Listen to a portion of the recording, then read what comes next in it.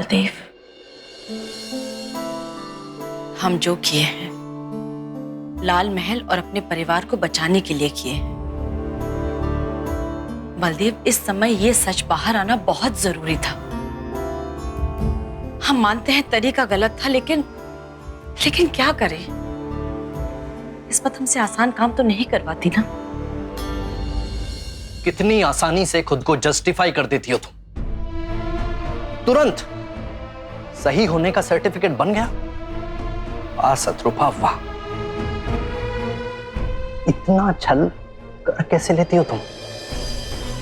अरे अभी तो तुम्हारे बेटे की चिता की आग भी ठंडी नहीं हुई और तुम इस धन दौलत की रेस में भागने लगी। सरासी शर्म भी आती है क्या तुम्हें? हम जो किए हैं अपने बच्चों के लिए किए हैं। फिर से एक नया चूल्हा ओढ़ लिया है तुमने।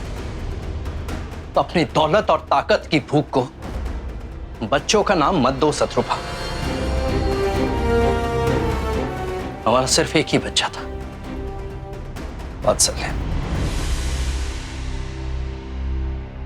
और वो हमें छोड़कर चला गया। अब हमारी कोई औलाद नहीं है और यही हमारा सच है। हमारे सच के साथ कोई खिलवाड़ मत करना। हम ये तमाशा बर्दाश्त नहीं करेंगे। अनामी आपकी ही औलाद है और आपका एक सच ये भी है, वो जंगली जटाधारी लड़की हमारी बेटी नहीं हो सकती। वो जैसी भी है आपकी है, वो आपकी बेटी है। बचपन से उसे जटाए हैं और पूरा बनारस कहता है कि वो जटाए महादेव का वरदान है उसे। इसको कहते हैं नहले पे दहला। बहुत तगड़ा प्लान बनाकर आई हो। नाटक में थोड़ी आस्था और भगवान का भोग मिला दो तो कौन सवाल उठाएगा? वाह महारानी शत्रुपा, वाह। एक ही झटके में रॉयल स्टील और लाल महल उस जंगली लड़की का, और सारी पावर तुम्हारे हाथ में। इससे बड़ा तो और कोई प्लान हो ही नहीं सकता। बहुत सही बिजनेस सिखाया तुम्हें हमारे बाप ने। मालदेव, हमें पता था कि आप हमसे लड़ेंगे, लेकिन इस बात पे कि पैदा होते ही हमने आपकी बेटी को आपसे अलग कैसे कर दिया। अनामी को 17 साल तक आपसे कैसे छुपाए रखा। लेकिन हम गलत थे। आप तो बिल्कुल अजनबी की तरह इल्जाम लगा रहे हैं। हम इल्जाम लगा रहे हैं? नहीं, तुमको लगा क्या था कि एक बे औलाद दुखी बाप के सामने एक लड़की को लाकर खड़ा कर दोगी और कहोगी कि तुम्हारी बेटी है और हम उसे अपना लेंगे? कितने पैसे में खरीद कर लाई हो उस लड़की को? अरे हमको तो बता सकती हो। हम तो तुम्हारे पति परमेश्वर हैं, तुम्हारे सुख दुख के साथी हैं। हम कैसे समझाएं आपको? अनामी हमारी बेटी है, हम जन्मे हैं उसको, यही सच है। अच्छा, मान लेते हैं कि वो लड़की तुम्हारी बेटी है, तुम ही ने उसको जन्म दिया है। अब ये भी बता दो कि उसका बाप कौन है।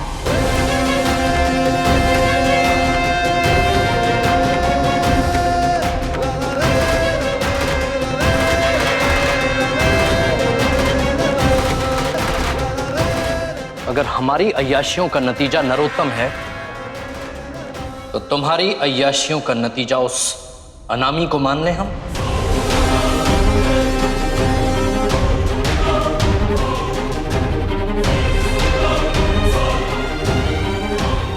इतनी घटिया सोच हो सकती है तुम्हारी, हमने नहीं सोचा था। अब हम तुमको कुछ भी साबित करना नहीं चाहते। तुम्हें जो सोचना है तुम सोचो। हमारी एक औलाद को ईश्वर ने हमसे अलग कर दिया और हमारी दूसरी औलाद का पिता खुद उसके अस्तित्व पर कीचड़ उछाल रहा है। कितने बदनसीब हैं हमारे बच्चे जो हम जैसे माँ बाप मिले हैं उन्हें। हम माफी मांगने आए थे, समझाने आए थे बलदेव। हमारी गलती थी क्योंकि तुम कभी नहीं बदल सकते। कल सुबह होने से पहले उस लड़की को यहां से निकाल देना, नहीं तो महल से बाहर फेंकवा देंगे हम उसे। होश में रहकर बात करो। तुम हमारी बेटी के बारे में बात कर रहे हो। तुम भी अपनी बेटी के साथ चली जाओ। तुम्हारी नाजायज औलाद की इस महल में कोई जगह नहीं है। अब तो कल किया। अनामी की हर सुबह इसी छत के नीचे गुजरेगी, लाल महल में अपने परिवार के साथ, जिसको जो करना है कर ले।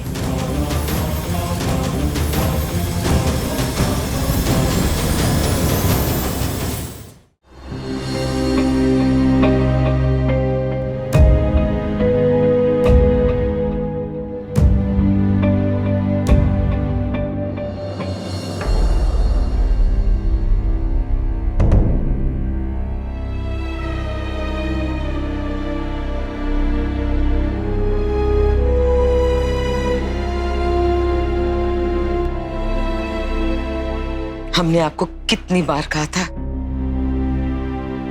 शत्रुपा पे इतना भरोसा मत करिए, लेकिन आपने हमेशा मेरी बात नहीं मानी। क्या करें गायत्री, इंसान पहचानने में चूक हो गई हमसे। अब पछताने से क्या होगा? वसीयत और रॉयल स्टील दोनों का पावर तो उसी के पास है। अब शत्रुपा को कोई रोक नहीं पाएगा। शत्रुपा ने धर्म संकट में डाल दिया। अगर खुलकर कहें कि ये लड़की हमारी वारिस नहीं तो खानदान की बदनामी होती है, चुप रहे तो सब कुछ उस लड़की का हो जाएगा। लेकिन एक बात मेरी समझ में नहीं आ रही, शत्रुपा ये सब क्यों कर रही है? उसका मकसद क्या है? इसी सवाल के जवाब में तो रहस्य छिपा है गायत्री। लेकिन एक बात खटकने वाली है, दामो और गुरुजी ऐसा झूठ क्यों बोलेंगे? 7 रुपए हमारे शत्रुपा की, तोड़ने जोड़ने में तो माहिर है हमारी बहू। और वो दामो, वो तो उसके साथ दहेज में आई है, उसी के साथ वफादारी करेगी। रही बात गुरुजी की, अब उनकी उम्र हो चुकी है, उन्हें तोड़ना इतना मुश्किल नहीं है। क्या करें गायत्री, अब इस बात को लेकर अपनी बहू से लड़ें कि जो लड़की वो लेकर आई है वो मेरी पोती है या नहीं, हमारा बेटा उस लड़की का बाप है या नहीं, ये पूछें। शत्रुपा के अहम के कारण लाल महल अब कुरुक्षेत्र बन चुका है। अब यहाँ कोई ससुर नहीं है और कोई बहू नहीं है। किसी की भी चिंता किए बिना वो अपना कर्म कर रही है, तो आप अपना कर्म क्यों नहीं कर रहे हैं? तुम जिस हवा को तेज करने की कोशिश कर रही हो वो बढ़ी तो तूफान होगा और फिर बहुत कुछ तबाह होगा।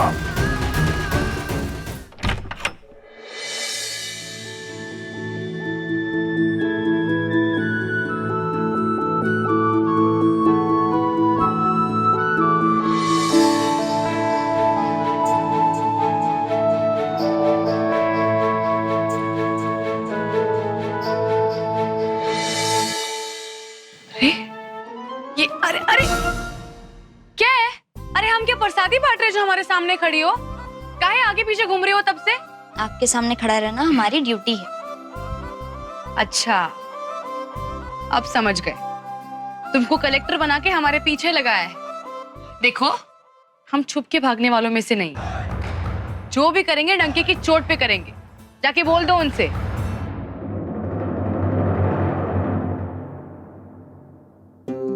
यहाँ परिवार में हर एक सदस्य का अपना एक राजदार, मतलब एक परछाई होती है। जैसे छोटी माँ के साथ हैं दामो, बलदेव चाचा के साथ है हीरा सिंह जी, वैसे ही आपके साथ हैं हम। आज से हम ही आपके राजदार, बॉडीगार्ड, परछाई सब है। क्या बात है, बड़ा सही भौकाल मेंटेन किया है यहाँ के लोग। अच्छा हमको एक बात बताओ, ये यहाँ के लोगों का नजर थोड़ा कमजोर है क्या, जो इतना चकाचौंध मचा रखा है?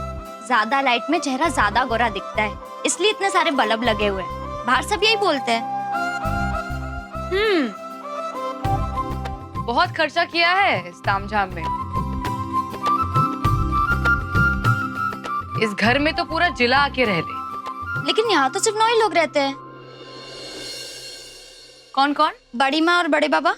मतलब बड़े मियाँ और उनकी मैडम, है ना? हाँ। फिर छोटी माँ और छोटे बाबा। हमारी मतलब ही माता जी और उनके मिस्टर। बिल्कुल सही जा रही है आप। फिर पूजन चाचा, उनकी वाली चाची और उनका बेटा अवधूत।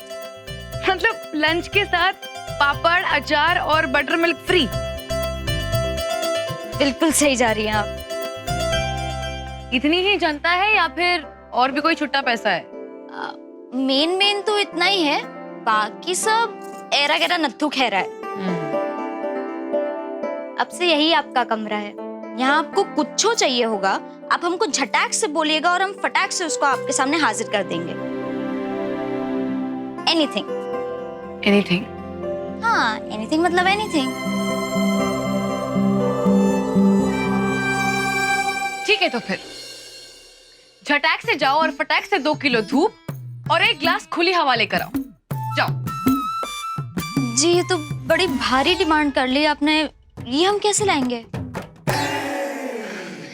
वही तो हम कह रहे हैं। अरे ये कोई कमरा नहीं है, ये रामलीला का स्टेज है। ना धूप है, ना खुली हवा है और ना ही गोबर करने वाली गैया। देखो हमको तो यहाँ मजा नहीं आएगा और ना ही आने वाली है नींद। वनवास काटने का जगह ढूंढते हैं। चलो। हाँ? मतलब ये परछाई छाप बॉडीगार्ड, देखते हैं तुम्हारे लाल महल में और क्या क्या है। चलो।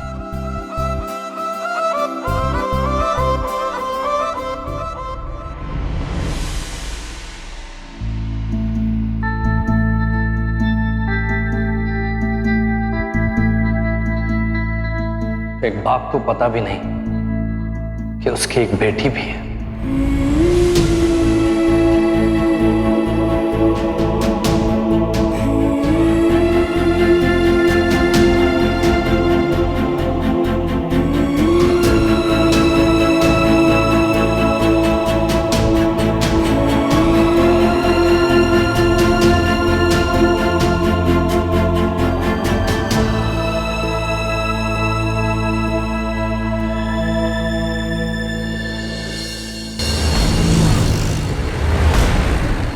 राम सरकार, आओ।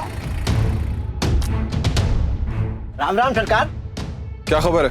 वो शत्रुपा मैडम है ना, शत्रुपा मैडम, अरे एकदम ऐन मौके पे पूरा गेम में पलट दी महाराज। ये बात सारा शहर जानता है, कोई नई खबर हो तो दे। हाँ तो लेटेस्ट ला, लड़की का नाम जो है वो अनामी है, अनामी। लड़की बनारस में पली बड़ी है, कोई नई खबर हो तो दे। टाइम वेस्ट मत कर मेरा। अरे माय बाप, इसका क्या जरूरत था? लड़की को पाला किसने? साहब मुरारी पाठक नाम का एक ब्राह्मण है, श्राद्ध करवाता है और लड़की का तो भाई भी है। कहाँ नाम है उसका ससुरे का? लड्डू। मुरारी पाठक और शत्रुपा का क्या कनेक्शन है? अरे गुरु का चेला था मुरारी, और गुरु और जो नौकरानी धामो है ना, दोनों का कहानी बहुत इंपॉर्टेंट रोल है। पूजन चाचा की क्या खबर? अरे माई बाप, पूजन चाचा तो आजकल घाव सेक रहे हैं। लक्ष्मी जो है वो दरवाजे से आकर के एकदम मतलब लौट जा रही हैं। चल ठीक है, नजर रख लाल महल पे। कौन खांसता है, कौन छींकता है, कौन क्या करता है, मुझे सारी खबर चाहिए। बिल्कुल सर।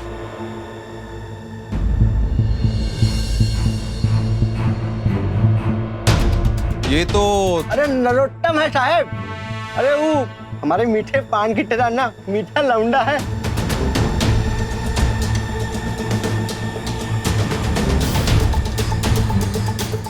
ये नजर बचा के कहाँ जा रहा है?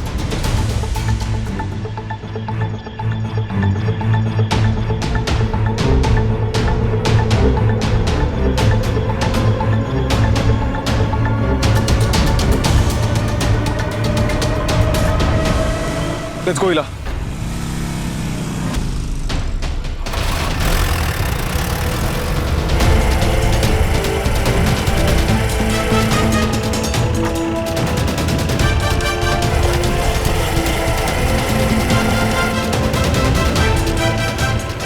सर आप नरोत्तम के बारे में बिल्कुल सही थे।